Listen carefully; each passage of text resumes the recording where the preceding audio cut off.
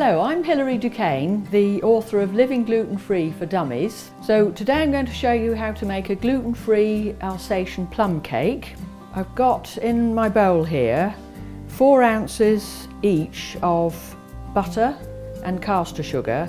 I like to actually mix this by hand, so you need the butter quite soft for that. Of course you can use a hand whisk or even do this in a food processor. When your butter and sugar are creamed thoroughly, it'll look like this, quite pale and smooth. The next thing to go in is 2 large eggs, which need light beating, together with half a teaspoonful each of vanilla extract and almond extract. And straight in with the dry ingredients. What I've got here is 2 ounces or 55 grams each of white rice flour, white teff and cornmeal. You need quite a fine cornmeal, not polenta, which would be grainy. And in the middle here there's 2 teaspoons of gluten-free baking powder. Whole lot goes in. All 3 of these flours are readily available either in the shops or online. And as you can see, you get quite a stiff dough. Then in goes 3 ounces of ground almonds, that's 85 grams.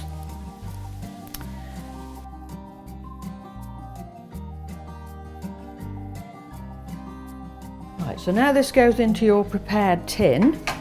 This is a 9-inch loose bottomed cake tin, or you can use a deeper fruit cake tin. Don't need to use much technique for this, but I just like to get everything into the finished cake that I can, and then smooth it out roughly.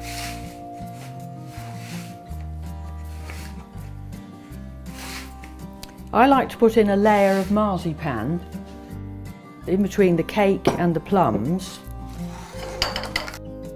This is 8 ounces, which is 225 grams.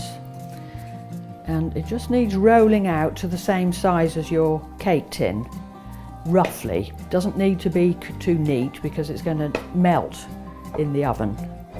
I've rolled that out on a little bit of icing sugar. You don't need very much, and in fact you don't want to make it any sweeter really than it already is. Try and get it obviously in the shape of your tin, at least a rough round, by tapping it in with your hands like that.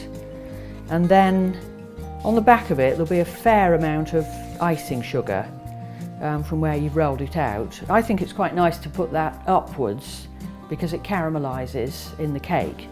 So that just goes straight on top of the mix like that. Doesn't matter that there's a few little gaps, because this whole thing comes together.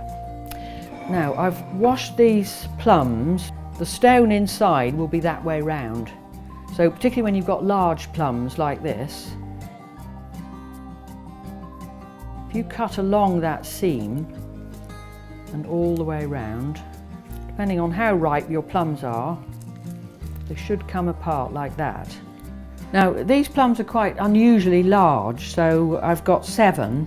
A normal sized plum you probably need 9 or 10. I think for this recipe you can use virtually any plum. You need to preheat the oven to 150 degrees fan. So the cake's had about an hour in the oven. We'll just test to see whether it's cooked. And the thing to do is use a cocktail stick right in the middle of your cake. You want to see it come out completely clean like that. If you see uncooked cake batter on your stick, give your cake another 5 to 10 minutes at the same temperature. The cake's been cooling for about half an hour or so.